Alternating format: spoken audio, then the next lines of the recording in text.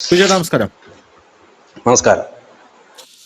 ഒരുപാട് പ്രേക്ഷകർ കാത്തിരിക്കുന്ന ഒരു വാർത്തയാണിത്. ധർമ്മേന്ദ്ര പ്രധാൻ രാജിവെച്ചിരിക്കുന്നു. ധർമ്മേന്ദ്ര പ്രധാൻ അവസാന നിമിഷം വരെയും രാജിവെക്കില്ല എന്നാണ് നമ്മൾ വിചാരിച്ചിരുന്നത്. സ്വാഭാവികമായിട്ടും അങ്ങനെ വിചാരിക്കാൻ ഒരുപാട് കാരണങ്ങളുണ്ട്. ഇന്ത്യയുടെ പ്രധാനമന്ത്രിയായിട്ട് നരേന്ദ്രമോദി അധികാരത്തിലേറിയ ശേഷം അദ്ദേഹം മുന്നോട്ട് വെച്ച ഒരു കാലും പിറകിലോട്ടെടുക്കുന്ന ചരിത്രം ഇതുവരെ നമ്മൾ കണ്ടിട്ടില്ല. ഈവൻ കർഷക സമരത്തിന്റെ ബില്ലുകളായിരുന്നാൽ പോലും ആ സമരം മുഴുവൻ തീർന്നു കഴിഞ്ഞ ശേഷം വളരെ നാളുകൾക്ക് ശേഷം പ്രധാനമന്ത്രി രാജ്യത്തിനെ അഭിസംബോധന ചെയ്യാൻ വന്നതിന്റെ കൂട്ടത്തിൽ ഈ ബില്ല് ഞാൻ പിൻവലിക്കുകയാണ്, അത് ഉത്തർപ്രദേശ് തെരഞ്ഞെടുപ്പിന് മുന്നിൽ കണ്ടുകൊണ്ടാണ് എന്ന് പിന്നീട് വിലയിരുത്തപ്പെട്ടു. അങ്ങനെയാണ് അത് വന്നത്. പക്ഷെ ഇപ്പോ സഡനായിട്ട് ഇന്ത്യയുടെ പ്രധാനമന്ത്രി നരേന്ദ്രമോദി പരാജയപ്പെട്ടിരിക്കുന്നു എന്നുള്ളൊരു നെഗറ്റീവാണ് സമൂഹ മാധ്യമങ്ങളിൽ മുഴുവനായിട്ട് ഉണ്ടായിരിക്കുന്നത്. അദ്ദേഹം പരാജയപ്പെട്ടു. CJP കോക്രോച്ച് ജനതാ പാർട്ടി എന്ന് പറയുന്ന ഒരു പാർട്ടി പൊടുന്നനെ രൂപീകരിക്കപ്പെടുകയും, അത് പാർട്ടിയല്ല, ഒരു ഇൻസ്റ്റാഗ്രാം എന്ന് പറയുന്ന ആ ഒരു പ്ലാറ്റ്ഫോമിനകത്തുണ്ടായ ഒരു അക്കൗണ്ടാണ്. അത് ഉണ്ടാക്കിയത് അഭിജിത്ത് ദീപ്കയാണ്. അത് ഉണ്ടാക്കിയത് എന്തിനു വേണ്ടിയിട്ടാണ് എന്ന് ചോദിച്ചു കഴിഞ്ഞാൽ, കോക്രോച്ചസ് ആണ് ഇന്ത്യയുടെ, അതായത് പാറ്റകളാണ് ഇന്ത്യയുടെ യുവത്വം എന്ന് പറഞ്ഞു. ആര് പറഞ്ഞു? BJP-കാര് പറഞ്ഞു? ഇല്ല. മോദി പറഞ്ഞു? ഇല്ല. പിന്നെ ആരാ? ധർമ്മേന്ദ്ര പ്രധാൻ പറഞ്ഞു? ഇല്ല. പിന്നെ ആര് പറഞ്ഞു? സൂര്യകാന്ത് പറഞ്ഞു. സുപ്രീം കോടതി ജഡ്ജി സൂര്യകാന്ത് പറഞ്ഞു. അപ്പൊ സുപ്രീം കോടതിക്കെതിരെ അല്ലേ നമ്മളിത് ഇത് നീക്കേണ്ടത്? അല്ല, സുപ്രീം കോടതിക്കെതിരെയല്ലേ, ഇത് മോദിക്കെതിരെയാണ് നീക്കേണ്ടത് എന്ന് പറഞ്ഞുകൊണ്ട് അത് തുടക്കത്തിൽ തന്നെ ആ ലോജിക്കില്ല എന്നുള്ളതാണ്. ഞാനിങ്ങനെ പലപ്പോഴും ആലോചിക്കുകയാണ്. സുപ്രീം കോടതി ജഡ്ജിയാണ് ഇത് പറഞ്ഞത്. കഴിഞ്ഞ ദിവസം പുള്ളി അത് തിരുത്തി പറഞ്ഞു. പിന്നെ പുള്ളിയുടെ ആ ഒരു വാക്കുകൾ മിസ്ഇന്റർപ്രറ്റ് ചെയ്യുകയായിരുന്നു എന്ന് പുള്ളി പറയുന്നു. അതായത് ഫേക്ക് ഡിഗ്രി ഉപയോഗിച്ച് ഈ ലോ സൈഡിൽ നുഴഞ്ഞു കയറുന്ന കുറെ ആൾക്കാരുണ്ട്, അവരെയാണ് ഞാൻ പാറ്റകൾ എന്ന് വിളിച്ചത് എന്ന് കോടതി ജഡ്ജി തന്നെ അത് മാറ്റി പറയുന്ന ഒരു സാഹചര്യവും ഉണ്ടായി. അത് വന്നു കഴിഞ്ഞ് അവര് സമരം തുടങ്ങിയപ്പോഴൊന്നും ആർക്കും ഒരു വലിയ ചൂടൊന്നും ഇല്ലായിരുന്നു. അഭിജിത്ത് ദീപ്കെ സമരം തുടങ്ങി 10-30 ദിവസം അവിടെ കിടന്നു. സോനം വാങ്ചുക് എന്ന് കടന്നു. അപ്പോഴും കേന്ദ്ര സർക്കാർ അനങ്ങിയില്ല, മിണ്ടിയില്ല. പൊതുവായിട്ട് ഉള്ളൊരു ചോദ്യം, ഈ സമരം പിന്നീട് വലിയൊരു മൂവ്മെന്റ് ആയി മാറുകയായിരുന്നു. ആ മൂവ്മെന്റ് ആയി മാറിക്കഴിഞ്ഞ ശേഷം കേന്ദ്ര സർക്കാർ വലിയ രീതിയിൽ ഈ രാജ്യവ്യാപക പ്രക്ഷോഭം അല്ലെങ്കിൽ പ്രതിഷേധം ഞങ്ങൾ തുടങ്ങും എന്ന് CJP പറഞ്ഞു. പിന്നെ നാളെ ഉച്ചവരെ സമയം തരും, അതിനിടയിൽ ധർമ്മേന്ദ്ര പ്രധാനെ രാജിവെപ്പിക്കണമെന്ന് പറഞ്ഞു. ആവശ്യങ്ങളെല്ലാം അംഗീകരിച്ചു, രാജിയും കൊടുത്തു. ശരി, ഞങ്ങൾ രാജിവെപ്പിക്കാന്ന് പറഞ്ഞു. മലയാള മാധ്യമങ്ങൾ ഇതിനെ വ്യാഖ്യാനിക്കുന്നത് നാണംകെട്ട പടിയിറക്കം എന്നാണ്.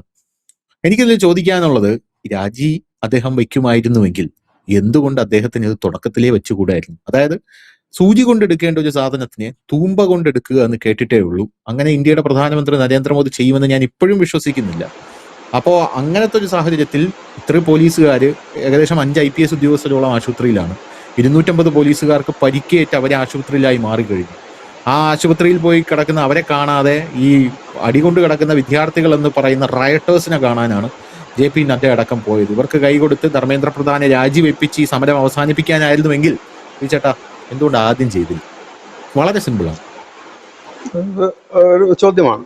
രാജിയെക്കുറിച്ച് നമ്മൾ ഇന്നലത്തെ ചർച്ചയിൽ നമ്മൾ പറഞ്ഞു, ഒരാളുടെ ധാർമ്മിക പ്രശ്നമാണ്. വെക്കേണ്ടതുള്ളത് പാർട്ടിയുടെ ഇതാണ്, അല്ലാതെ അവിടെ കടുപിടുത്തത്തിന്റെ അല്ല. പിന്നെ ഈ പറയുന്ന കണക്ക് മോദിയുടെ ആദ്യ പ്രഹരം അല്ലെങ്കിൽ മോദിക്ക് ലഭിച്ച ആദ്യ പ്രഹരമൊന്നുമല്ല, ഇത് 6ാമത്തേതാണ്. ഒരു പക്ഷേ ഈ രാഷ്ട്രീയ വാർത്തകൾ സ്ഥിരമായി കാണുന്നവർക്കും നമ്മുടെ ചാനൽ സ്ഥിരമായി കാണുന്നവർക്കും അറിയാൻ പറ്റും. 2015 നരേന്ദ്രമോദി സർക്കാർ ഒരു ബില്ല് കൊണ്ടുവന്നു, ഭൂനിയമ ബില്ല് പിൻവലിച്ചു. കാരണം ഈ ബിസിനസ്സുകാർക്കും അല്ലെങ്കിൽ ഫാക്ടറികളൊക്കെ തുടങ്ങാൻ വേണ്ടിയിട്ട് ഭൂമി ഏറ്റെടുക്കുന്നതിന്റെ ചില വ്യത്യസ്ത അതിനെതിരെ കർഷകർ സമരം തുടങ്ങിയപ്പോൾ 2015 അദ്ദേഹം വന്നിട്ട് 1 വർഷമായുള്ളൂ. ഫസ്റ്റ് അതായിരുന്നു. 2018 MJ അക്ബർ രാജിവെച്ചു. അതൊരു മീറ്റു ആരോപണമാണ്. കാരണം അദ്ദേഹം ഒരു ജേർണലിസ്റ്റ് ആയിരുന്നു. അദ്ദേഹം വർക്ക് ചെയ്ത സ്ഥാപനത്തിലെ ഏതോ സഹപ്രവർത്തകർ കേസ് കൊടുത്തു, വനിതകൾ. ഇന്റർവ്യൂ സമയത്തൊക്കെ അദ്ദേഹത്തിന്റെ ഓഫീസിൽ വെച്ചിട്ടുള്ള പീഡനം, പഴയ പീഡനമാണ്. അതിപ്പോ മന്ത്രിയായപ്പോൾ മീറ്റു വന്നു, അദ്ദേഹം രാജിവെച്ചു. 2021 കർഷക സമരം, അത് കർഷക സമരത്തിലെ അവധാനതയില്ലാതെ ഒരു ബില്ലുമായി മുമ്പോട്ട് പോവുകയും അത് നടപ്പാക്കുക. കാരണം അത് പൗരത്വ ഭേദഗതി നിയമം കൊണ്ടുവന്നതിന്റെ ആ ഒരു ഊർജത്തിൽ നിന്നാണ് ഈ 2021 കർഷക നിയമങ്ങൾ കൊണ്ടുവരികയും അന്ന് തന്നെ RSS അതിനെ വാൺ ചെയ്യുകയും ചെയ്തിരുന്നതാണ്. RSS പറഞ്ഞു, കർഷകരുടെ പ്രശ്നങ്ങൾ പരിഹരിക്കുക, അവർക്ക് ഇളവുകൾ കൊടുക്കുക, അടിച്ചേൽപ്പിക്കരുതെന്ന് പറഞ്ഞു. പക്ഷെ ആ നിയമം കൊണ്ടുവന്നു. 1 വർഷക്കാലം നീണ്ടുനിന്ന സമരം, ഒടുവിൽ ആ നിയമം ഗുരുനാനാക്ക് ജയന്തി ദിവസം ശ്രീ നരേന്ദ്രമോദി ആ നിയമം പിൻവലിക്കുകയുമായിരുന്നു.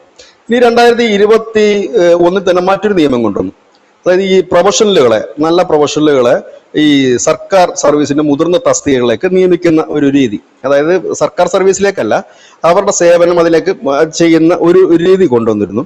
പക്ഷെ ആ രീതിയും ആ ബില്ലും മുമ്പോട്ട് പോയില്ല, പിൻവലിക്കേണ്ടി വന്നു. സർക്കാർ ഉദ്യോഗസ്ഥന്മാർ അതിനകത്ത് വലിയ എതിർപ്പ് പ്രകടിപ്പിച്ചു, പിൻവലിക്കേണ്ടി വന്നു. അന്ന് രാംവിലാസ് പാസ്വാനൊക്കെ അതിനെ എതിർത്തിരുന്നു. അവരുടെ കൂടെ രാംവിലാസ് പാസ്വാൻ അവരുടെ NDAയുടെ സഖ്യകക്ഷിയാണ്. 2025 ഈ മറ്റൊരെണ്ണം കൊണ്ടുവന്നിരുന്നു. ഭരണഘടനയുടെ 131 ഭേദഗതിയുടെ ഭാഗമായിട്ട് ആർട്ടിക്കിൾ 240 ചണ്ഡീഗഡിനെ ഉൾപ്പെടുത്തുക. ഈ ചണ്ഡീഗഡ് എന്ന് പറയുന്നത് ഈ ഹരിയാനയുടെയും പഞ്ചാബിന്റെയും തലസ്ഥാനമാണ്. ഇവിടെ ഒരു ഗവർണറേ ഉള്ളൂ. 2 സംസ്ഥാനത്തിന് ഒരു ഗവർണറും ഒരു അഡ്മിനിസ്ട്രേഷനേ ഉള്ളൂ. അപ്പൊ അവിടെ ഒരു നിയമം കൊണ്ടുവരിക. അപ്പൊ ആൻഡമാനിലും ലക്ഷദ്വീപിലും ഒക്കെ തന്നെ നിയമസഭകളില്ലാത്ത സ്ഥലങ്ങളാണ്. അപ്പം ഈ നിയമം വരുമ്പോൾ എന്താ സംഭവിക്കുക എന്ന് വെച്ചാൽ രാഷ്ട്രപതിക്ക് സ്വന്തമായിട്ട് തന്നെ നിയമം ഉണ്ടാക്കാം. കാരണം സംസ്ഥാനങ്ങൾ നിയമം ഉണ്ടാക്കുമല്ലോ സംസ്ഥാനങ്ങൾക്ക് വേണ്ടിയിട്ട്. അപ്പൊ അവിടെ സംസ്ഥാനങ്ങൾ ഇല്ലാത്തതുകൊണ്ട് കൊണ്ടുവരാൻ പറ്റും. അപ്പൊ ഇതിന്റെ കീഴിൽ 240 ആർട്ടിക്കിൾ 240 കീഴിലേക്ക് ചണ്ഡീഗഡ് കൊണ്ടുവന്നു കഴിഞ്ഞാൽ ഈ ഗവർണർക്ക് വേണമെങ്കിൽ അവിടെ അഡ്മിനിസ്ട്രേഷൻ കൊണ്ടുവരാൻ പറ്റും. പക്ഷെ അവിടെ അതിന് വലിയ എതിർപ്പ് നേരിടേണ്ടി വന്നു. കാരണം ഞങ്ങളെ വെട്ടിമുറുക്കുകയാണ്, ഞങ്ങളുടെ അധികാരം കവരുകയാണെന്ന് പറഞ്ഞ് പഞ്ചാബിൽ വലിയ അകാലിദളടക്കം വലിയ പ്രതിഷേധം കൊണ്ടുവരികയും ആ ബില്ല് പിൻവലിക്കുകയും ചെയ്തിരുന്നു. അതിനുശേഷം ധർമ്മേന്ദ്ര പ്രധാന്റെ കാര്യം പറഞ്ഞു കഴിഞ്ഞാൽ അദ്ദേഹം ഇതിനു മുമ്പ് 1 മാസം ആയിട്ടുണ്ട്, നമ്മൾ ഇതിനു മുമ്പ് ഈ നീറ്റ് എക്സാം കഴിഞ്ഞ ഉടനെ നമ്മളൊരു വാർത്ത ചെയ്തിരുന്നു. ഒരു തികഞ്ഞ പരാജയമാണ് വിദ്യാഭ്യാസ വകുപ്പ്. കാരണം ഈ ധർമ്മേന്ദ്ര പ്രധാൻ ഒരുപാട് ശത്രുക്കളെ പുറത്തു നിന്നല്ല ഉണ്ടാക്കിയിരിക്കുന്നത്, അകത്തു നിന്നും ഉണ്ടാക്കിയിട്ടുണ്ട് ഇദ്ദേഹത്തിന്റെ ചില നടപടികൾ. അതിലൊന്ന് ഈ UGC അക്രോസിറ്റി ബിൽ എന്ന് പറഞ്ഞൊരു ബില്ല് കൊടുക്കുന്നു. അതിനെതിരെ ആദ്യമായിട്ട് സമരത്തിന് ഇന്ത്യയിൽ ഇറങ്ങുന്ന ABVP. യോഗി ആദിത്യനാഥ് പറഞ്ഞു ഈ നിയമം ഇവിടെ നടപ്പാക്കില്ല എന്ന്. ഭയങ്കര പ്രതിഷേധം ഉയർന്നു വന്നപ്പോൾ ഈ ബില്ല് ഇദ്ദേഹം പിൻവലിച്ചു. രണ്ടാമത് ഇദ്ദേഹം കൊണ്ടുവന്നൊരു കാര്യമാണ് ഈ ഉത്തരപേപ്പർ നോക്കാൻ സോഫ്റ്റ്വെയർ കൊണ്ടുവന്നു. സാധാരണ ഇതിൽ ഒരു സോഫ്റ്റ്വെയർ കൊണ്ടുവരുമ്പോൾ അതിനൊരു ടെസ്റ്റ് ഡോസ് എങ്കിലും നടത്താറുണ്ട്. അത് നടത്താതെ ഈ മൂല്യനിർണ്ണയം നടത്തുകയും ഒടുവിൽ പിള്ളേർക്ക് 50% മാർക്ക് ബോണസ് നൽകേണ്ട അവസ്ഥയോടെ വന്നു. പിന്നീട് ആ സോഫ്റ്റ്വെയർ വേണ്ടെന്ന് വെച്ചു. ഇപ്പോൾ കൊണ്ടുവന്നിരിക്കുന്ന നിയമമാണ് ഈ ഒരു നിയമം. ഏതാണ് ഇപ്പൊ ഈ പറഞ്ഞിരിക്കുന്ന ഈ നീറ്റിന്റെ അദ്ദേഹത്തിനെ കുറ്റപ്പെടുത്താനൊന്നും തന്നെ ഇല്ല. കാരണം ഈ എന്താ പറയുന്നത്, അത് ചോദ്യപേപ്പർ ചോർന്ന കാര്യം, അദ്ദേഹം ചോർത്തിയതല്ല, അതായത് അഴിമതി കാണിച്ചതല്ല. പക്ഷെ ഇദ്ദേഹത്തിന്റെ ഒരു മന്ത്രി എന്ന നിലയിൽ പെർഫോമൻസ് നോക്കിക്കഴിഞ്ഞാൽ സ്വാഭാവികമായി ഇദ്ദേഹം തന്നെ ഈ റീഷഫ്ലിംഗിൽ അദ്ദേഹം പുറത്തു പോകേണ്ട വ്യക്തിയാണ്. നമ്മൾ തന്നെ റിപ്പോർട്ട് നേരത്തെ ചെയ്തിരുന്നു ഇദ്ദേഹം സംഘടനാ പ്രവർത്തനത്തിലേക്ക് പോകുമെന്ന്. അന്ന് ഈ സമരമൊന്നും വന്നിട്ടില്ല, നമ്മളത് റിപ്പോർട്ട് ചെയ്യുമ്പോൾ സംഘടനാ ചുമതലയിലേക്ക് പോകുമെന്ന് പറഞ്ഞിരുന്നു. സ്വാഭാവികമായും മോദി സർക്കാർ പെർഫോമൻസ് മോശമായാലും മാറ്റാറുണ്ട്. പക്ഷെ ഇപ്പോൾ ഇദ്ദേഹത്തിന് നാണം കെട്ട് പുറത്തു പോകേണ്ടി വന്നു എന്നുള്ളതാണ് ഒരു വ്യാഖ്യാനം. അത് ഏറെക്കുറെ ശരിയുമാണ്. കൂടെ നിൽക്കേണ്ടവർ കൂടെ നിന്നില്ല. കാരണം അവരെ നേരത്തെ തന്നെ പുള്ളി വെറുപ്പിച്ചിരുന്നു. കൂടെ നിൽക്കും കരുതിയവർ അന്ന് നിന്നില്ല. അവരെ നേരത്തെ ഞാൻ പറഞ്ഞു ഈ വിദ്യാർത്ഥി സമരം നീറ്റിന്റെ വിഷയം ഉയർത്തിക്കൊണ്ട് വന്നത് ABVP. അവർ ഈ നീറ്റ് വിഷയത്തിൽ സർക്കാർ ഇടപെടണമെന്ന് പറഞ്ഞ ശക്തമായ രംഗത്തുണ്ടായിരുന്നു. അവരൊരു പാർട്ടികളുടെ ഒപ്പം സമരത്തിന് പോയില്ല എന്ന് മാത്രമേ ഉള്ളൂ. അപ്പൊ ഇതാണ് ഇതിന്റെ ഒരു യാഥാർത്ഥ്യം. അപ്പൊ ഇതിനകത്ത് തോൽവി ജയം എന്നുള്ളതല്ല. അങ്ങനെ നോക്കുകയാണെങ്കിൽ ഇതിൽ 6ാമത്തെ തവണയാണ്. അതായത് ചരിത്രത്തിൽ ആദ്യമായിട്ട്, അതായത് ഓരോ സംഭവം വരുമ്പോഴും പറയും. കർഷക സമരം വന്നപ്പോഴും പറഞ്ഞു മോദി തീർന്നു എന്ന് പറഞ്ഞു. അത് പക്ഷെ BJPക്ക് അത് ഗുണമായി മാറുകയാണ് ചെയ്തത്. 2022 UP ഇലക്ഷന് കാരണം ഞാൻ 2022 UP ഇലക്ഷൻ UP പോയി റിപ്പോർട്ട് ചെയ്തിട്ടുള്ള ഒരാളാണ് ഞാൻ. അവിടുത്തെ ഒരു വലിയ വിഷയം ഈ കർഷക സമരം വലിയ രീതിയിൽ UP പടിഞ്ഞാറൻ UP അടക്കം ഈ ജാട്ടുകളുടെ മേഖലയിൽ അടക്കം അത് വലിയ രീതിയിൽ എഫക്ട് ചെയ്യുകയും ജാട്ടുകൾ പുതിയ പാർട്ടി രൂപീകരിച്ച് സമാജ്വാദി പാർട്ടിയുടെ കൂടെ പോയി. അന്ന് ആ റിപ്പോർട്ടിംഗ് പോയപ്പോൾ എന്റെ കൂടെ ഈ ആദർശ് തുളസീകരനുണ്ടായിരുന്നു. അദ്ദേഹം C ന്യൂസിലുണ്ടായിരുന്ന. അദ്ദേഹമായിട്ട് പോകുമ്പോൾ ഞാനവിടെ പോകുമ്പോൾ ഈ രാഹുൽ ഗാന്ധിയും അഖിലേഷും ഒക്കെ കൂടി ബസ്സിനകത്ത് ഒരു യാത്ര നടത്തുന്നുണ്ട്. ബസ്സിന്റെ മുകളിൽ കയറി നിന്ന് വരും. ഭയങ്കര ആളൊക്കെ കൂടും അന്നേരം. അപ്പോൾ ഇപ്പൊ ഈ ഇദ്ദേഹം എൻ്റെ അടുത്ത് പറഞ്ഞു ഇത്തവണ BJP പോകുമെന്ന് തോന്നുന്നു. കാരണം അത് കണക്കത്തെ അവസ്ഥയാ. കർഷക സമരം വരുന്നു, BJPക്ക് അകത്ത് ചില വിഷയങ്ങൾ നടക്കുന്നു. പക്ഷെ ഈ കർഷക സമരം കഴിഞ്ഞോടെ അത് ധൃതി പിടിച്ച് തന്നെ കർഷക സമരം മോദി അവസാനിപ്പിക്കുകയായിരുന്നു 1 വർഷത്തിന് ശേഷം. അതിനുശേഷം അവിടെ നമ്മൾ കണ്ടത് അമിത്ഷായ്ക്ക് ഈ പടിഞ്ഞാറൻ മേഖലയുടെ മാത്രം ചുമതല കൊടുത്തു. സാധാരണഗതി പുള്ളി സ്റ്റേറ്റിന്റെ ചുമതല എടുക്കുന്നവർ ആ ചുമതല കൊടുത്തിട്ട് RSS വലിയ ഹാർഡ് വർക്ക് ചെയ്യുകയും ചെറിയ ചെറിയ പിണങ്ങി നിന്ന് ഒരുപാട് ജാതികളുണ്ടായിരുന്നു അവിടെ. കാരണം ഈ ജാതി പൊളിറ്റിക്സ് ഏറ്റവും കൂടുതലുള്ള സ്ഥലമാണ് UP. ഈ ജാതി എന്നൊക്കെ പറയുമ്പോൾ 1000 പേരൊക്കെ ഒരു മണ്ഡലത്തിലുള്ള ജാതിയുണ്ട്. അപ്പൊ അവരുമായിട്ട് സംസാരിച്ച് അവരുടെ പ്രശ്നങ്ങളൊക്കെ പൊടുന്നു തന്നെ പരിഹരിച്ചുകൊണ്ട് ഒരു വലിയ മാസ് മൂവ്മെന്റ് നടത്തിയതിന്റെ ഭാഗമായിട്ടാണ് അവിടെ ജയിച്ചത്. കാരണം ഭരണത്തോട് എതിർപ്പില്ലായിരുന്നു. അതാണ് അവിടുത്തെ ഒരു പ്ലസ് പോയിന്റ്. യോഗിയുടെ ഭരണത്തോട് എതിർപ്പില്ല. പക്ഷെ ഈ സമുദായങ്ങൾ അവർക്ക് അതിനൊക്കെ ഒരു പ്രധാനപ്പെട്ട കാരണം ദുബായെ കൊന്നതിനകത്ത് ബ്രാഹ്മണ സമുദായം പിണങ്ങിയിരിക്കുന്നു. ഞങ്ങൾക്ക് ഭരണത്തിൽ സ്വാധീനമില്ല എന്ന് അവർ പറയുന്നു. മറ്റു ക്ഷത്രിയ സമുദായം പറയുന്നു, OBC പറയുന്നു, മറ്റുള്ളവർ പറയുന്നു. അപ്പൊ ഇവരെല്ലാം കണ്ട് സംഘപരിവാർ സംഘടന ഒറ്റക്കെട്ടായിട്ട് ഇറങ്ങുകയും അവിടെ ഒരു വലിയ വിജയം നേടുകയും ചെയ്തു. ഒരു വലിയ മെജോറിറ്റി 2017 പോലെ കിട്ടിയില്ല. BJPക്ക് ശ്രദ്ധേയമാണ്. അവിടെ കൊണ്ടും തീർന്നില്ല. ഇനി അടുത്ത ഒരു സംഭവത്തിലേക്ക് വരികയാണെന്നുണ്ടെങ്കിലും നമ്മൾ ശ്രദ്ധിച്ചാൽ മനസ്സിലാകും. ഈ കഴിഞ്ഞ കുറെ കാലമായി പറയുന്നുണ്ട് യാഥാർത്ഥ്യം മനസ്സിലാക്കാൻ നമ്മൾ പോയിട്ട് കാര്യമില്ല. യാഥാർത്ഥ്യം നമ്മൾ പറഞ്ഞു പോകേണ്ടതായിട്ടുണ്ട്. ഇപ്പോൾ ഈ ധർമ്മേന്ദ്ര പ്രധാൻ രാജിവെച്ചത് അങ്ങനെയല്ല, മോദി ഒരു സ്റ്റെപ്പ് പിന്നോട്ട് മാറിയത് 2 സ്റ്റെപ്പ് കുതിക്കാനാണെന്ന് പോസ്റ്റ് ഇട്ടിട്ട് കാര്യമില്ല. യാഥാർത്ഥ്യങ്ങൾ തിരിച്ചറിയുക തന്നെ വേണം. 2014 മുതൽ 2022 വരെ BJP മോദി വളരെ ശക്തനായി നിന്നു. അതിന്റെ കാരണം എന്തെന്ന് ചോദിച്ചു കഴിഞ്ഞാൽ, കേന്ദ്രം ഭരിക്കുന്ന മോദി സർക്കാരിന് എല്ലാ പിന്തുണയും നൽകിക്കൊണ്ട് ഒരു വലിയ വിഭാഗം രാപകലില്ലാതെ ഈ രാജ്യത്ത് പണിയെടുക്കുന്നുണ്ടായിരുന്നു. BJP അണികള്, അനുഭാവികള്, സോഷ്യൽ മീഡിയ വലിയ ശക്തമായിരുന്നു. അവർ അതിനുവേണ്ടി ആഹോരാത്രം മിനിറ്റ് വെച്ചിട്ട് പോസ്റ്റുകൾ ഇടുകയും കേന്ദ്ര സർക്കാരിന്റെ പദ്ധതികൾ ജനങ്ങളിൽ എത്തിക്കുകയും ചെയ്തു. നമുക്ക് നല്ല ഓർമ്മയുണ്ട്, നമ്മുടെയൊക്കെ വാർത്തകൾ ഈ കേരളത്തിലടക്കമുള്ള BJP IT സെല്ലുകാർ അവരുടെ പേജിലേക്ക് അത് ഷെയർ ചെയ്യുമായിരുന്നു. അതിൽ ചില പേജിന്റെ അഡ്മിന്മാർ നമ്മളെ വിളിച്ചിട്ട് പറയും, ചേട്ടാ നിങ്ങൾ വാർത്ത ഇടുമ്പോൾ അതിന്റെ ലിങ്ക് ഞങ്ങളുടെ വാട്സപ്പിൽ ഇട്ട് തരണം, അപ്പൊ ഞങ്ങൾക്ക് അറിയാൻ പറ്റുമല്ലോ വാർത്ത വേണമെന്ന്. അങ്ങനെ ഷെയർ ചെയ്തിട്ട് വളരെ രീതിയിൽ അവർ മുമ്പോട്ട് പോകുന്ന ഒരു കാഴ്ചയുണ്ട്. 2022 ശേഷം ഇത്തരം ഇങ്ങനെയുള്ള ഈ ഒരു സോഷ്യൽ വിങ്, അതായത് അവരെ പിന്തുണയ്ക്കുന്ന ചാനലുകൾ, അവരെ പിന്തുണയ്ക്കുന്ന പേജുകൾ സിസ്റ്റം ഡൗൺ ആയി, സ്ലോ ഡൗൺ ആയി. ഇത് ഇവരും ശ്രദ്ധിക്കുന്നില്ല, മൈൻഡ് ചെയ്തില്ല. കാരണം കാര്യം ഇതിൽ വളരെ എവിഡന്റ് ആയിട്ട് നമുക്ക് കാണാൻ പറ്റുന്ന ഒരു കാര്യം, BJP വാട്സപ്പ് ഗ്രൂപ്പുകളിലൂടെ 35 ലക്ഷം വാട്സപ്പ് ഗ്രൂപ്പുകളാണ് BJPക്ക് ഉള്ളത്. ആ വാട്സപ്പ് ഗ്രൂപ്പുകളിലൂടെയാണ് BJP സോഷ്യൽ മീഡിയയിൽ പ്രവർത്തനം നടത്തിക്കൊണ്ടിരുന്നത്. എല്ലാ പാർട്ടികളും നടത്തുന്ന ഒരു സംഭവം തന്നെയാണിത്. അപ്പോൾ ഉദാഹരണം പറഞ്ഞു കഴിഞ്ഞാൽ 2014 മുതൽ 2020-22 വരെയുള്ള സമയങ്ങളിൽ BJPയുടെ IT സെല്ലിന്റെ ആ ഒരു പവർ അതിഭീകരമായിരുന്നു. കാരണം ഫേസ്ബുക്കിലും ട്വിറ്ററിലും മാത്രം ഇവര് ഭയങ്കര അപ്രമാദിത്വമാണ്. ഇപ്പൊ കേരളത്തിലെ BJP എടുത്ത് നോക്കിക്കഴിഞ്ഞാലും ഫേസ്ബുക്കിലടക്കം കേരളത്തിലെ BJPക്കാണ് ഏറ്റവും കൂടുതൽ പവർ ഉള്ളതും.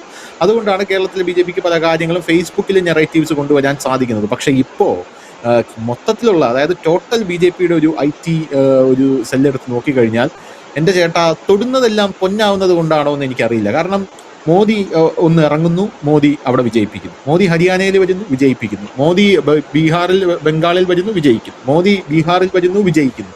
എല്ലായിടത്തും മോദി വിജയിക്കുന്നുണ്ട്. അതുകൊണ്ടാണോ എന്ന് എനിക്കറിയില്ല.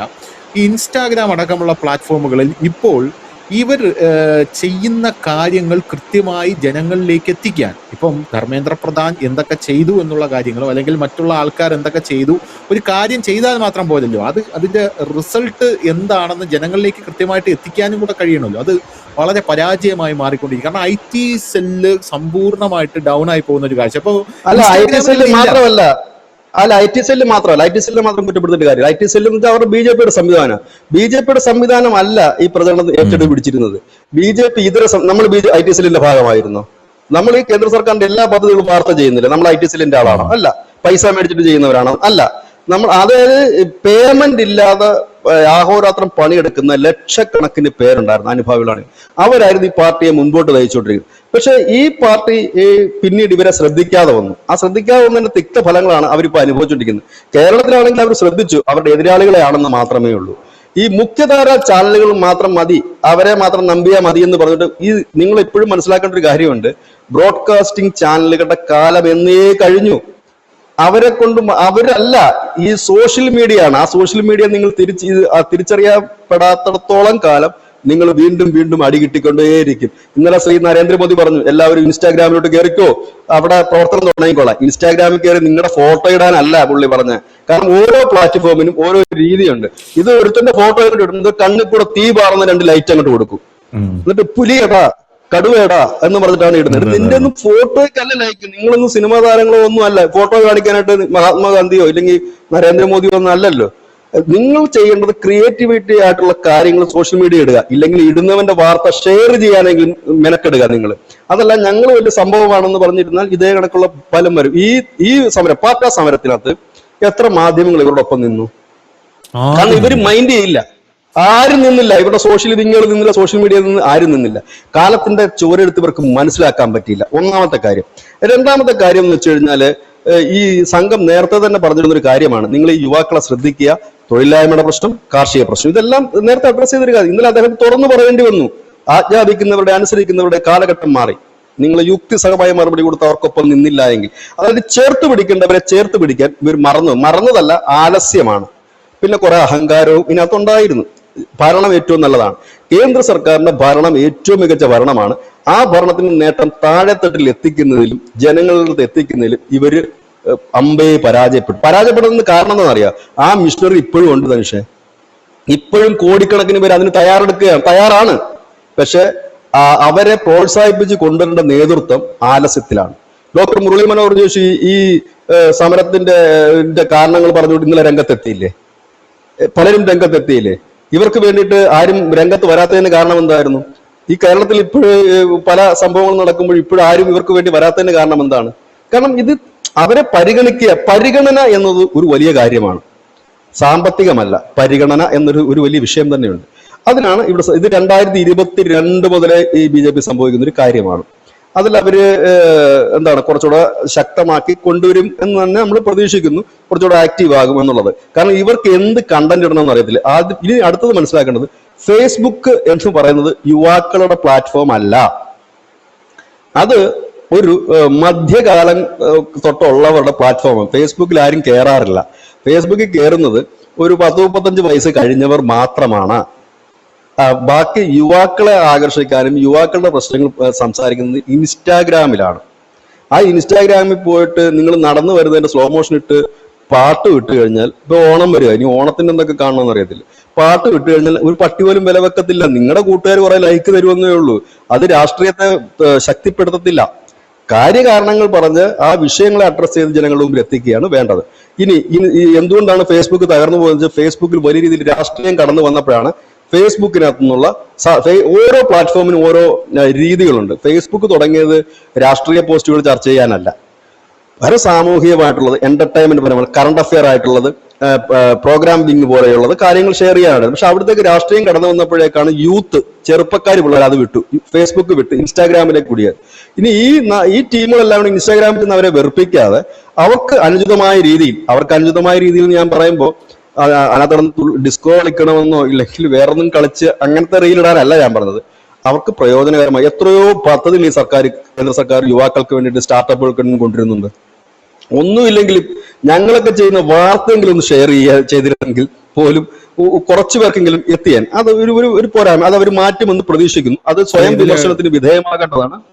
എനിക്കിനി ഇതിലൊക്കെ ചോദിക്കാനുള്ള ഒരു കാര്യം, ഈ കേസുകൾ പിൻവലിക്കുമെന്ന് പറയാം. അവിടെ അവർ കാണിച്ച അട്രോസിറ്റീസ് വിചാരം കണ്ടില്ലേ? ഭയങ്കര അട്രോസിറ്റീസ് ആണ് കാണിച്ചത്. കാരണം പോലീസുകാരുടെ തലതല്ലി പൊളിച്ചവന്മാരുടെയൊക്കെ കേസുകൾ പിൻവലിച്ചു കൊടുക്കാമെന്ന് താണുകേണ് കുമ്പിട്ട് ഒരു ഭരണകൂടം പറയുമ്പോൾ അത് എത്രത്തോളം ഉചിതമാണ്. കാരണം അങ്ങനെയാണെങ്കിൽ നാളെ ഇപ്പോൾ ആർക്ക് വേണമെങ്കിലും ആരെ വേണമെങ്കിലും ആക്രമിക്കാം, പോലീസുകാരെ ആക്രമിക്കാം, എന്നിട്ട് ഒരു സമരം നടത്തി അങ്ങ് ഞങ്ങളെ മൂക്കി കയറ്റിക്കളയുമെന്ന് പറഞ്ഞു കഴിഞ്ഞാൽ ഭരണകൂടം പേടിക്കുമല്ലോ. നരേന്ദ്രമോദി ജന്മത്ത് വിചാരിച്ചാൽ അത് നടപ്പാകില്ല. നരേന്ദ്രമോദി സർക്കാർ ജന്മത്ത് വിചാരിച്ചാൽ ആ കേസ് ഊരിക്കൊടുക്കാൻ കഴിയില്ല. അതിന്റെ കൃത്യമായ കാരണം ഞാൻ പറഞ്ഞുതരാം. 2022 കർണാടകയിലെ ഹുബള്ളി എന്ന് പറയുന്ന സ്ഥലത്ത് ഒരു കലാപം നടക്കുന്നു. പോപ്പുലർ ഫ്രണ്ടുകാരൊക്കെയാണ് കലാപത്തിൽ പങ്കെടുത്തിരുന്നവർ. അവിടുത്തെ പോലീസ് സ്റ്റേഷൻ തല്ലി തകർക്കുന്നു, പോലീസുകാരെ ആക്രമിക്കുന്നു. 43 പേരെ കേസെടുത്തു, 43 പേർക്കെതിരെ. സിദ്ധരാമയ്യ, കോൺഗ്രസ് സർക്കാരാണ് പിന്നെ വന്ന ഇലക്ഷന്, സിദ്ധരാമയ്യ പറഞ്ഞു ഞാൻ ഭരണത്തിൽ കയറി കഴിഞ്ഞാൽ കേസ് റദ്ദാക്കുമെന്ന് പറഞ്ഞു. അങ്ങനെ ഇദ്ദേഹം 2024 ഒക്ടോബർ 15 ഈ കേസ് റദ്ദാക്കി. കേസ് ഇപ്പൊ ധനുഷ് പറഞ്ഞ കണക്ക് തന്നെ കേസില്ല ഇതിന് വേണ്ടിയിട്ട്. അവിടെ ഗിരീഷ് ഭരദ്വാജ് എന്ന് പറയുന്ന ഒരു അഭിഭാഷകൻ ഹൈക്കോടതിയെ സമീപിച്ചു.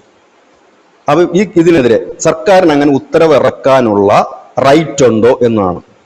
ആ കേസിന്റെ വിധിയല്ല, ആ കേസ് പരിഗണിച്ച chief justice KV Anjaria, justice KV Aravind അടങ്ങുന്ന ഡിവിഷൻ ബെഞ്ച് പറഞ്ഞു സർക്കാരിന് ഈ ക്രിമിനൽ കേസ് റദ്ദാക്കാനുള്ള യാതൊരു റൈറ്റും ഇല്ല. പിന്നെ കോടതി ഇരിക്കേണ്ട ആവശ്യമില്ലല്ലോ, സർക്കാർ തന്നെ തീരുമാനിച്ച പോലെ ഇത് കുറ്റവാളിയാണ്, ഇത് കുറ്റവാളിയല്ല എന്നുള്ളത്. ഈ കേസ് വന്നിരുന്നു. അതിനുശേഷം കോടതി ഈ ഉത്തരവ് റദ്ദ് ചെയ്യുകയും കേസിന്റെ വിചാരണ തുടരാനും പറഞ്ഞു. ഇപ്പൊ ഈ 43 പ്രതികളില് ജാമ്യമുള്ളവർ ജാമ്യത്തിലും ജാമ്യമില്ലാത്തവൻ അകത്തുമാണ്. ഇനി ഇതേ കേസ് തന്നെ ഞാൻ ഇവിടെ എടുക്കുന്നു. കേരളത്തിൽ ശബരിമല ഇഷ്യൂ കഴിഞ്ഞ ഈ നമ്മുടെ നിയമസഭ തുടങ്ങിയപ്പോൾ ശ്രീ V മുരളീധരൻ നിയമസഭയിൽ ചോദ്യം ചോദിച്ചിരുന്നു. ഈ ശബരിമല കേസ് പിൻവലിക്കുമോ ഇല്ലയോ എന്നൊരു ചോദ്യം ചോദിച്ചിരുന്നു. VD സതീശൻ നൽകിയ മറുപടി എന്താണ്? ക്രിമിനൽ സ്വഭാവമുള്ള കേസുകൾ നിലനിൽക്കും, ബാക്കിയുള്ള കേസുകൾ പിൻവലിക്കും. ബാക്കിയുള്ള കേസുകൾ സർക്കാരിന് പിൻവലിക്കാം. കാരണം അത് എന്താണ് പറയുന്നത്, റോഡ് ഉപരോധം, പിന്നെ ബഹളം വെക്കുക തുടങ്ങിയ കേസുകളുണ്ട്. ഇപ്പൊ നമ്മുടെ ഈ നാട്ടില് ഇപ്പൊ കഴിഞ്ഞ ദിവസം BB രാജേഷിനെ ഉൾപ്പെടെ അറസ്റ്റ് ചെയ്തിരുന്നല്ലോ, എന്താണ് ഒരു സമരവുമായി ബന്ധപ്പെട്ട് കഴിഞ്ഞ ദിവസം. ആ കേസ് നിലനിൽക്കത്തില്ല. പോലീസിന് വേണമെങ്കിൽ, സർക്കാരിന് വേണമെങ്കിൽ അത് റദ്ദ് ചെയ്യാം. അതൊരു ക്രിമിനൽ സ്വഭാവമുള്ളൊരു കേസല്ല. പിന്നെ അവരെ കഷ്ടപ്പെടുത്തണമെങ്കിൽ കഷ്ടപ്പെടുത്താം. ഇപ്പൊ നമ്മളൊക്കെ സംഘടനാ പ്രവർത്തനം നിൽക്കുമ്പോൾ അതിന് ഒരുപാട് കേസുകൾ വരും. റോഡ് ബ്ലോക്ക് ചെയ്തതിന്, പഞ്ചായത്ത് ഓഫീസ് വിക്കറ്റ് ചെയ്തതിന്, അങ്ങനെയൊക്കെ വരുന്ന കേസുകൾ അത് രാഷ്ട്രീയ വൈരാഗ്യത്തിന് പേര് കൊടുക്കുന്ന കേസുകളാണ്. വേണമെങ്കിൽ നമ്മളെ മെനക്കെടുത്താമെന്ന് മാത്രമേ ഉള്ളൂ. കോടതിക്ക് തന്നെ ഇതിന് തലവേദന ഇങ്ങനത്തെ കേസുകൾ. കാരണം അവർക്ക് ഒരുപാട് കേസുകൾ പരിഹരിക്കാൻ. അപ്പം സർക്കാരുകൾ കയറുമ്പോൾ എന്ത് ചെയ്യും? ഈ അലവലാതി കേസുകളെല്ലാം കൂടെ തള്ളിക്കളയും. അത് മാത്രമേ ഇത് പിൻവലിക്കൂ. അതായത് അവിടെ ഈ സംഘം ചേർന്നതിന്, അതായത് നിരോധനാജ്ഞ ഉള്ള സ്ഥലത്ത് സമരം നടത്തിയതിനുള്ള കേസ് പിൻവലിക്കും. നോർമൽ കേസാണ്, അത് പിൻവലിക്കാവുന്ന സർക്കാരിന്. അതുപോലെ തന്നെ അവിടെ ഈ സമരം സംഘടിപ്പിച്ച സംഘാടകർക്കെതിരെയുള്ള കേസ് പിൻവലിക്കാവുന്നതാണത്. പോലീസുകാരനെ തല്ലി പൊളിച്ച് 2500 ക്രിമിനൽസ് ആണ് അകത്ത് കയറിയിരിക്കുന്നത്. അവരുടെ കേസ് എങ്ങനെ പിൻവലിക്കാൻ കഴിയും? ഇനി നരേന്ദ്രമോദി പിൻവലിച്ചാലും നിലനിൽക്കില്ല അത്. ആരെങ്കിലും ഒരാൾ കേസ് ഇപ്പൊ തന്നെ കേസിന് പോകുമെന്ന് പറഞ്ഞിട്ടുണ്ട്. രാജസ്ഥാനിൽ ഒരു സംഘടന പറഞ്ഞിട്ടുണ്ട്, അങ്ങനെ പിൻവലിച്ചാൽ ഞങ്ങൾ കേസിന് ഇതിലും വലിയ നാണക്കേടായിരിക്കും. കേസിന് പോയി കോടതി എടുത്തിട്ട് ഉടുത്തുവിടും. ഈ ക്രിമിനൽ കേസ് നിങ്ങൾക്ക് എങ്ങനെയാണ് ഇത് ചെയ്യാൻ പറ്റുന്നത്? പോലീസ് സ്റ്റേഷൻ ആക്രമിച്ച കേസ്, പോലീസുകാരുടെ തലതല്ലി പൊളിച്ച കേസ്, ഈ കർണാടകത്തിലെ കേസ് നിൽക്കുകയാണ്. കോൺഗ്രസ് സർക്കാർ ഭരിക്കുന്ന കർണാടകത്തിൽ കോൺഗ്രസിന്റെ സിദ്ധരാമയ്യ എന്ന് പറയുന്ന മുഖ്യമന്ത്രി ചെയ്ത ആ ഒരു അബദ്ധമാണ് ഇപ്പോൾ അവിടെ നാശമായി നിൽക്കുന്നത്. എന്തുകൊണ്ടാണ് വി ഡി സതീശൻ പറയുന്നത്? വി ഡി സതീശൻ ഈ ശബരിമല ഇഷ്യൂയില് പിന്നെ ഭക്തർക്കൊപ്പം നിന്ന പ്രസ്ഥാനമല്ലേ കോൺഗ്രസ്? എന്നാൽ പിന്നെ അവർക്ക് ഈ കേസുകളൊക്കെ അങ്ങ് പിൻവലിച്ചു കൊടുത്തുകൂടായിരുന്നു. കാരണം അവർക്ക് കുറച്ചുകൂടെ വോട്ട് കിട്ടുന്ന കാര്യമല്ലേ. അത് പറ്റില്ലത്. കാരണം വി ഡി സതീശൻ അതിന്റെ ഉത്തരം പറയണമെന്നുണ്ടെങ്കിൽ അദ്ദേഹം നിയമോപദേശം തേടിയിട്ടായിരിക്കുമല്ലോ ഉത്തരം പറയുന്നത്. അതല്ല ചുമ്മാ വന്നിട്ട് ചുമ്മാ വായ്ത്താളം അടിച്ചിട്ട് പോകാൻ പറ്റൂ? ഇല്ല. പകരം അദ്ദേഹം അതിന്റെ കറക്റ്റ് കാര്യമാണ് പറഞ്ഞത്. ക്രിമിനൽ കേസുള്ളത് അങ്ങനെ പോകും. കാരണം ഇപ്പൊ ഒരു പോലീസ് ജീപ്പ് കത്തിക്കുന്നു, ക്രിമിനൽ സ്വഭാവമുള്ള കേസാണ്, അതെങ്ങനെ വിടാൻ പറ്റും? പറ്റില്ല. അതാണ് പറഞ്ഞത്. ഈ 2500 പേര് കസ്റ്റഡിയിലാണ് ക്രിമിനൽസ്. പിന്നെ ഈ സമരത്തിന്റെ മറ്റൊരു കാര്യം, ഇന്റലിജൻസ് റിപ്പോർട്ടും കൂടെ പരിഗണിച്ചുകൊണ്ടാണ് പ്രധാൻ രാജിവെച്ചത്. അതിനകത്ത് അവർ ഈ സമരത്തെ കുട്ടികളുടെ സമരം എന്ന് കണ്ട് വെറുതെ, അതായത് അതിന് മൈൻഡ് ചെയ്യാതെ വിട്ടു എന്നുള്ളതാണ് ഈ സമരത്തിന്റെ ഒരു അബദ്ധം. അതിനെ തടയാനായി തുടക്കത്തിൽ ശ്രമിച്ചില്ല. രണ്ടാമത് ഇതിനകത്തേക്ക് വലിയ രീതിയിൽ തന്നെ ഈ ക്രിമിനൽസും മറ്റുള്ളവരും വന്നു എന്നുള്ള IB റിപ്പോർട്ട്സും തിങ്കളാഴ്ച, അതായത് നാളെ പാർലമെന്റ് തുടങ്ങുമ്പോൾ അവിടേക്ക് വീണ്ടും ഒരു മാർച്ച് നടത്തി സംഘർഷമുണ്ടാക്കുകയും ഒരു വെടിവെപ്പിൽ അത് കലാശിക്കുകയും ചെയ്ത് വിദ്യാർത്ഥികളെ കൊന്നു എന്ന് പറഞ്ഞ് ഈ രാജ്യം മുഴുവൻ കലാപം ഉണ്ടാക്കാൻ ഒരു ആസൂത്രിത നീക്കം അവിടെ നടന്നിരുന്നു. കാരണം ഇത്രയും ക്രിമിനൽസ്, ഈ ക്രിമിനൽസ്, വിഘടനവാദികള്, ഒപ്പം തന്നെ ഭീകരവാദികൾ നുഴഞ്ഞു കയറിയ ഒരു സമരമാണ്. അവിടെ ഒരു വെടിവെപ്പ് ഉണ്ടാക്കണമെങ്കിൽ പോലീസ് വേണമെന്നില്ല. നമ്മൾ കണ്ടിട്ടുണ്ട് നേപ്പാളിലെ ജൻസി കലാപത്തിൽ അമേരിക്കൻ പൗരന്മാർ അതിനകത്ത് വെടിവെപ്പ് നടത്തിയതും പിന്നീട് ആ സർക്കാർ തന്നെ അവരുടെ ദൃശ്യങ്ങൾ സഹിതം പുറത്തു വിട്ടതുമൊക്കെ ഇവരാരാണെന്ന് ചോദിച്ചുകൊണ്ട്. അപ്പം ഇങ്ങനെയുള്ളത് നടത്താൻ എളുപ്പമാണ്. അങ്ങനെ നടന്നു കഴിഞ്ഞാൽ ഈ രാജ്യത്ത് അതുണ്ടാക്കുന്ന ഇമ്പാക്ട് വേറൊന്നായിരിക്കും. വിദ്യാർത്ഥികളെ വെടിവെച്ച് കൊന്നു എന്നുള്ളത് ഇന്നും ചൈന നേരിടുന്ന ഒരു പ്രധാനപ്പെട്ട ഒരു നാണക്കേടുന്ന ടിയാൻമെൻ സ്ക്വയറിലെ കാര്യമാണ്. അതാണ് ഇതിനകത്ത് ഒരു കാര്യം. ഇനി അവസാനത്തെ ഒരു കാര്യം നമ്മളിത് പറഞ്ഞ് അവസാനിപ്പിക്കുകയാണ്. ഇതിന്റെ അവസാനത്തെ ഏറ്റവും വലിയ കാര്യം എന്ന് വെച്ചാൽ ഇതിനകത്ത് പ്രതിപക്ഷ പാർട്ടികൾ സന്തോഷിക്കാൻ ഒന്നുമില്ല. ഇത് ശരിക്കും പറഞ്ഞാൽ അക്കൗണ്ട് കാലിയാക്കുന്ന പ്രതിപക്ഷ പാർട്ടികളുടേതാണ്. അണ്ണാ ഹസാരുടെ സമരത്തിന് ശേഷം രൂപം കൊണ്ട ആം ആദ്മി ആയിരുന്നു. അവരാദ്യം രാഷ്ട്രീയ പാർട്ടി ഒന്നുമല്ലായിരുന്നു, സംഘടനയായിരുന്നു. റോഡ് വൃത്തിയാക്കുക, കഞ്ഞിക്കുടി മേടിച്ചു കൊടുക്കുക, അങ്ങനെ കുറെ സേവന പ്രവർത്തനങ്ങളൊക്കെ ചെയ്തിട്ടാണ് അവർ വന്നത്. രാഷ്ട്രീയ പാർട്ടിയായി. ആ രാഷ്ട്രീയ പാർട്ടിയുടെ നഷ്ടം ആരാ സഹിച്ചത്? കോൺഗ്രസ് ആയിരുന്നു. അതുവരെ ദില്ലി ഭരിച്ചുകൊണ്ടിരുന്ന കോൺഗ്രസിനെ തകർത്തുകൊണ്ട് ആം ആദ്മി അധികാരത്തിൽ വന്നു. BJP അവിടെ വലിയൊരു പ്ലെയർ ഒന്നും അന്ന് ആയിരുന്നില്ല. ഇടയ്ക്കിടയ്ക്ക് അവർ ഭരണത്തിൽ വരുന്നത് മാത്രമേ ഉണ്ടായിരുന്നുള്ളൂ. 15 വർഷം കോൺഗ്രസിനെയും BJP അവർ ദില്ലിയിൽ നിന്ന് അകറ്റി നിർത്തി. കേജ്രിവാൾ. ഇന്ന് കോൺഗ്രസിന്റെ ശക്തിദുർഗമായ പഞ്ചാബിൽ കോൺഗ്രസ് തൂത്തെറിയപ്പെട്ടു. എന്നിട്ട് ഇപ്പോൾ എന്താണ് സംഭവിക്കുന്നത്? ഇന്നിപ്പോ ആം ആദ്മിയുടെ അവസ്ഥ എന്താണ്? ഇന്ന് അതേ ആം ആദ്മിയെ ഉപയോഗിച്ചുകൊണ്ട് തന്നെ BJP കോൺഗ്രസിനെ തകർക്കാൻ ശ്രമിക്കുന്നു. കോൺഗ്രസ് ഇന്ന് പറയുന്നു. അന്നത്തെ ഒരു അനുഭവം കോൺഗ്രസിന്റെ പക്കലുണ്ട്. പിന്നെ ബാക്കി ഏത് രാഷ്ട്രീയ പാർട്ടിയാണ് ഇതിനകത്ത് ആക്റ്റീവായിട്ട് ബന്ധപ്പെട്ടത്? അതായത് ഈ രാഷ്ട്രീയ പാർട്ടികൾക്ക് ഈ സമരം ചെയ്ത് ഇന്ന് വരെ വിജയിക്കാൻ പറ്റിയിട്ടില്ല. അപ്പൊ ആ രാഷ്ട്രീയ പാർട്ടികൾക്ക് എന്ത് ഭാവിയാണുള്ളത്? രാഹുൽ പ്രധാനമന്ത്രിയാകണം എന്ന് ആ സമരക്കാർ ആരെങ്കിലും പറഞ്ഞോ? ഇല്ലെങ്കിൽ രാഹുൽ ഗാന്ധിക്ക് എന്തുകൊണ്ടാണ് വേറെ സ്ഥലങ്ങളിൽ സമരം ചെയ്യേണ്ടി വന്നത്? കാരണം ഈ സമരത്തിന്റെ കൂടെ പോയിരുന്നു കഴിഞ്ഞാൽ രാഹുൽ ഗാന്ധി പിന്നെ കോൺഗ്രസ് മാറി പാർട്ടിയുടെ കീഴിൽ നിൽക്കേണ്ടി വരും. അത് രാഹുൽ ഗാന്ധിക്ക് നന്നായിട്ട് അറിയാം. ആ കോൺഗ്രസ് ഒരു ബുദ്ധിയുള്ള പാർട്ടിയാണ്, അവർക്ക് നന്നായിട്ട് അറിയാം അവരുടെ കൂടെ കൂടിയാൽ. ഇനി ഇടതുപക്ഷം പോകുന്ന വെച്ചാൽ ആ ഇടതുപക്ഷത്തിൽ എന്ത് സംഭവം ഈ രാജ്യത്തുള്ളത്? ആകെ ഈ കേരളത്തിലാണുള്ളത്. ആ പാവങ്ങൾക്ക് ഈ സമരത്തെ കുറിച്ച് ഒന്നും അറിയില്ല. ഇന്നലെ ഒരു ട്രെയിനിനകത്ത് കുറച്ച് പേര് പോയിട്ടുണ്ട്. എവിടെയാ? ജന്തർ മന്ദിർ സമരത്തിലിരിക്കാൻ. ഈ സമരക്കാരുമായിട്ട് എന്തെങ്കിലും ബന്ധം അവന്മാർക്കുണ്ടായത് അവന്മാർ പറയത്തില്ലേ ഇപ്പൊ ചർച്ച നടന്ന് ഈ വിഷയം തീരുമെന്ന്? പകരം ഇവിടെ പണിയൊന്നും ഇല്ലായിരിക്കുന്ന കുറെ സഖാക്കളെ കെട്ടി വിട്ടിട്ടുണ്ടായിരുന്നു. അങ്ങോട്ട് അവന്മാർ ഇപ്പൊ പകുതി വഴിക്ക് വന്നപ്പോഴാണ് സമരം തീർന്നെന്ന് അറിഞ്ഞത്. ഇനിയിപ്പോ ഡൽഹിയൊക്കെ പോയി കണ്ടിട്ട് വരുമായിരിക്കും. പിന്നെ അതാണ് ഞാൻ പറഞ്ഞത്. പിന്നെ ഇതിനകത്ത് ചില മാധ്യമങ്ങൾ, ഇന്റർനാഷണൽ മാധ്യമങ്ങളുടെ തലക്കെട്ടോട് വായിച്ചിട്ട് നമുക്ക് ഇത് അവസാനിപ്പിക്കാം. അവരെങ്ങനെ കാണുന്നു? കാരണം നമ്മൾ ഇന്റർനാഷണൽ വിഷയങ്ങൾ ചർച്ച ചെയ്യുന്ന ഒരു ചാനൽ ആയതുകൊണ്ട് കൂടിയാണ് നമ്മളത് എടുക്കുന്നത്. റോയിട്ടേഴ്സിന്റെ ഹെഡിങ് മോദിയുടെ 3ാം ടൈമിന്റെ രാഷ്ട്രീയ വെല്ലുവിളി എന്ന് പറഞ്ഞുകൊണ്ടാണ് അവരെന്റെ ഹെഡിങ് കൊടുത്തിരിക്കുന്നത്. ചിത്രങ്ങളെല്ലാം ഒരുപോലെ തന്നെയാണ്, ഈ അടിയും പിടിയൊക്കെ. രണ്ടാമത് CNN കൊടുത്തിരിക്കുന്നു, മോദിക്ക് മുമ്പിൽ അപൂർവ വെല്ലുവിളി. അതിൽ ഈ റോയിട്ടേഴ്സ് പറയുന്ന ഒരു കാര്യം, സാധാരണഗതിയിൽ ഇതൊരു അത്ഭുതമാണ്, നരേന്ദ്രമോദി സമ്മർദ്ദങ്ങൾക്ക് വഴങ്ങുന്ന ഒരാളല്ല, പക്ഷെ ഇതിന് വഴങ്ങി എന്നാണ് അവർ കണ്ടെത്തുന്ന കാര്യം. CNN പറയുന്നത് മോദിക്ക് മുമ്പിൽ അപൂർവമായിട്ടൊരു വെല്ലുവിളിയാണ്, കാരണം രാഷ്ട്രീയ പാർട്ടികൾക്ക് കഴിയാതിരുന്നത് ഒരു കൂട്ടത്തിന് കഴിഞ്ഞിരിക്കുന്നു. 3 BBC ഇതിനെ കാണുന്നത് കുറച്ചുകൂടെ വലിയ ആംഗിളിലാണ്, വലിയൊരു ക്യാൻവാസിലാണ് അവർ കാണുന്നത്. അവർ പറയുന്നത് 1970 നടന്ന നവനിർമ്മാണ പ്രസ്ഥാനം, ആ നവനിർമ്മാണ പ്രസ്ഥാനത്തിന് തുല്യമാണ്, സാമ്യമാണ് ഇപ്പോൾ ഉണ്ടായ പ്രസ്ഥാനം. പക്ഷെ അവർ പറയുന്ന മറ്റൊരു കാര്യമുണ്ട്, ഇത് എത്ര നാൾ നിലനിർത്താൻ കഴിയുമെന്നൊരു ചോദ്യം BBC ഉയർത്തുന്നുണ്ട്. ഈ മൂവ്മെന്റിനെ എത്ര നാൾ ഇവർക്ക് നിലനിർത്താൻ കഴിയുമോ? ദ ഗാർഡിയൻ പറയുന്നു, സെലിബ്രിറ്റികളെയാണ് അവർ ചീത്ത വിളിക്കുന്നത്. ഈ സമരത്തിൽ നിന്ന് സെലിബ്രിറ്റികൾ വിട്ടുനിന്നു, പിള്ളേരെ അടിച്ചപ്പോൾ ഒരു സെലിബ്രിറ്റിയും ഇതിനെതിരെ രംഗത്ത് വന്നില്ല എന്നാണ് ഇവർ പറയുന്ന കാര്യം. ഇനി അൽ ജസീറയും ചൈനയുടെ കൂടെ പറഞ്ഞിട്ട് നമുക്ക് നിർത്താം. അൽ ജസീറ, നമ്മുടെ സ്വന്തം പത്രം, അവർ പറയുന്നത് അഴിമതിക്കെതിരെയുള്ള സമരം എന്നാണ് പറയുന്നത്. നീറ്റല്ല അവരുടെ വിഷയം, അഴിമതിയാണ്. സൗത്ത് ചൈന മോർണിംഗ് പോസ്റ്റ്, അവരുടെ വാർത്തയാണ് എനിക്ക് ഇഷ്ടപ്പെട്ടത്. അവരുടെ ഹെഡിങ് എന്താണെന്നറിയാം, ഇടതുപക്ഷത്തിന്റെ കരുത്തിൽ വിജയം നേടിയ സമരം എന്നാണ്. അത് നന്നായിട്ടുണ്ട്. ഞാൻ ഈ ഇത്രയും പത്രങ്ങളുടെ തലക്കെട്ടിൽ ഞാൻ ഏറ്റവും കൂടുതൽ മാർക്ക് കൊടുക്കുന്നത് സൗത്ത് ചൈന മോർണിംഗ് പോസ്റ്റിന് തന്നെയാണ്. ദേശാഭിമാനിക്ക് വേണമെങ്കിൽ ഇത് വാർത്തയാക്കാം, സഖാക്കൾക്ക് വേണമെങ്കിൽ ഇപ്പൊ കയറി കഴിഞ്ഞാൽ ഓൺലൈനിൽ അവൈലബിൾ ആണ് ഈ സൗത്ത് ചൈന മോർണിംഗ് പോസ്റ്റ്. നിങ്ങൾക്ക് വെട്ടിയിടാം, സഖാക്കളെ രോമാഞ്ചിഫിക്കേഷൻ ആണ്. ഇതിനകത്ത് ഈ ഒരു സമരത്തിൽ പഠിക്കേണ്ട ഒരുപാട് വിഷയങ്ങളുണ്ട്. മുഖ്യധാരാ മാധ്യമങ്ങൾ എന്നുള്ളത് അല്ല, സോഷ്യൽ മീഡിയ തന്നെയാണ് ഇമ്പോർട്ടന്റ്. 2, ഭരണപക്ഷം കുറച്ചുകൂടെ അഗ്രസീവ് ആകേണ്ട കാലം കഴിഞ്ഞിരിക്കുന്നു, അവരൊരു ആത്മപരിശോധന നടത്തേണ്ടതാണ്. പ്രതിപക്ഷ പാർട്ടികൾ ഇത് കണ്ട് നിങ്ങൾക്ക് ദുഃഖമാണെന്നറിയാം, സന്തോഷിക്കാൻ ഒരു വകുപ്പും പ്രതിപക്ഷത്തിനില്ല, കാരണം അവരുടെ തട്ടകമാണ് ഈ പാർട്ടികൾ കാർന്ന് തിന്നുകൊണ്ടിരിക്കുന്നത്. പ്രതിപക്ഷം കുറച്ചുകൂടെ ആക്റ്റീവ് ആയാൽ രാജ്യത്ത് വീണ്ടും നിങ്ങൾക്കൊരു പ്രതീക്ഷ ഉണ്ടാകും. ഇല്ലെങ്കിൽ രാഹുൽ ഗാന്ധി എന്നും ഭാവി പ്രധാനമന്ത്രിയായി തുടരേണ്ടി വരും.